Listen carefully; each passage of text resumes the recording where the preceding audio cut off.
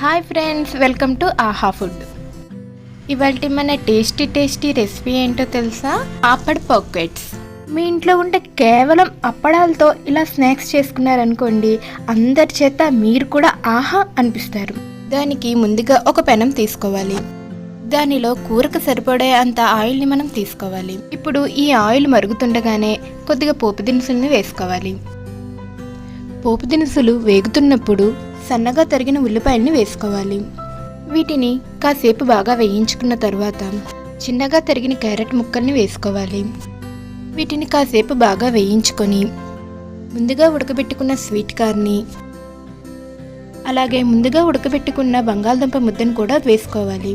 బంగాళదుంప ముద్దను వేసుకున్న తర్వాత కొద్దిగా పసుపు, కొద్దిగా ఉప్పు, కొద్దిగా కారాన్ని మనం వేసుకోవాలి.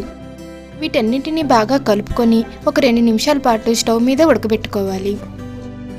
స్క్రీన్పై చూపించిన విధంగా ఇలా కూరని దగ్గరగా చేసుకోవాలి.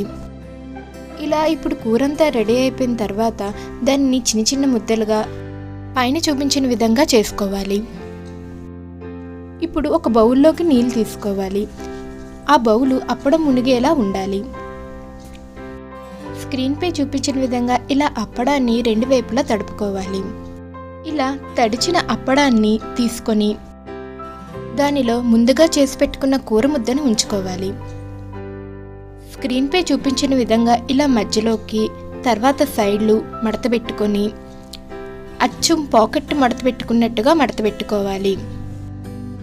ఇప్పుడు చివరలకి గోధుమ పిండి పేస్ట్ని రాసి అంటించుకుంటే సరిపోతుంది. అంతే, ఎంతో చక్కటి మన పాకెట్స్ రెడీ అయిపోతాయి. నేను ఇప్పుడు మరొకటి చేసి చూపిస్తున్నాను, చూడండి. మనం ఈ మడతల్ని ఎంత చక్కగా మడత పెడతామో అంత చక్కగా పాకెట్స్ ఆకారం రెడీ అవుతుంది. చూసారా ఈ రెసిపీ ఎంత సింపుల్గా ఉందో? స్క్రీన్పై చూపించిన విధంగా ఇలా మొత్తం అన్ని పాకెట్స్ని రెడీ చేసుకొని ఓ పక్కన పెట్టుకోవాలి.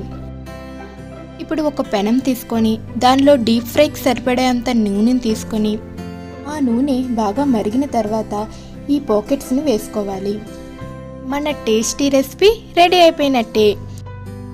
ఇలాంటి సింపుల్ రెసిపీని చల్లని సాయంకాలం వేళ వేడివేడిగా తినాలనిపించినప్పుడు మీరు ట్రై చేసి అందరి చేత ఆహా అనిపించండి.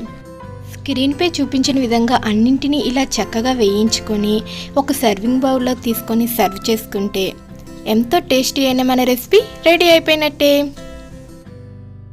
ఇలాంటి డిఫరెంట్ రెసిపీస్ కోసం ప్లీజ్ సబ్స్క్రైబ్ మై ఛానల్.